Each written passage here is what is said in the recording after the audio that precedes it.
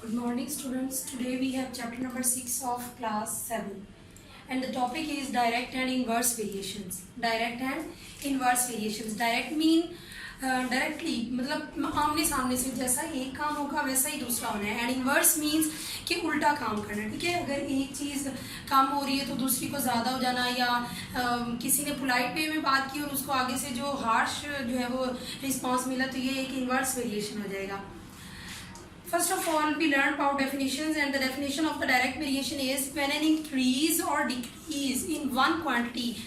जब कोई quantity increase या decrease हो रही होती है, when an increase in one quantity leads to an increase or decrease other quantity, तो उसी हिसाब से दूसरी क्वांटिटी भी इंक्रीज या डिक्रीज हो रही हो.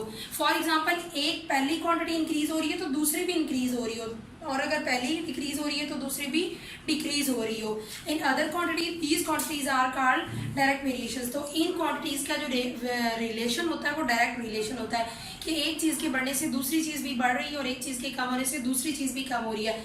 For example, to make more cups of chocolate mousse I will need more milk. अगर मैंने ज़्यादा मिल्क जो है वो, अगर मुझे ज़्यादा चॉकलेट्स के बनाने हैं तो ज़्यादा मेरे पास जो है वो यूज़ होगा मिल्क. ओके, मतलब अगर किसी चीज़ को ज़्यादा बनाने के लिए ज़्यादा मटेरियल यूज़ होगा तो वो डायरेक्ट रिलेशन है.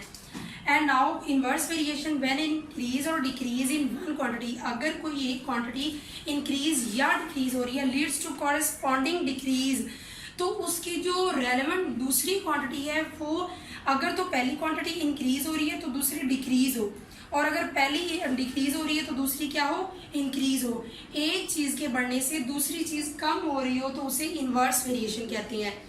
एक चीज़ के बढ़ने से दूसरी चीज़ कम हो रही हो तो उसे इन्वर्स वेरिएशन कहते हैं. And this is called inverse variation.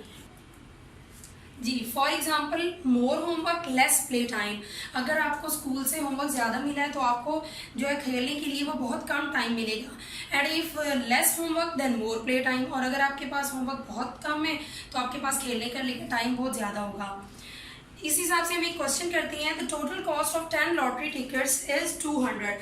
They are saying कि जो कॉस्ट है ना लॉटरी टिकट्स की, 10 लॉटरी टिकट्स की वो 200 है. 10 लॉटरी टिकट्स की प्राइस क्या है, 200 है. Find the cost of 25 tickets. You can see here कि हमारे पास अगर 10 था तो लॉटरी टिकट्स की जो वैल्यू है, प्राइस है, वो कम होगी. जब एक अमाउंट बढ़ रही है तो डेफिनेटली दूसरी अमाउंट बढ़ेगी ना.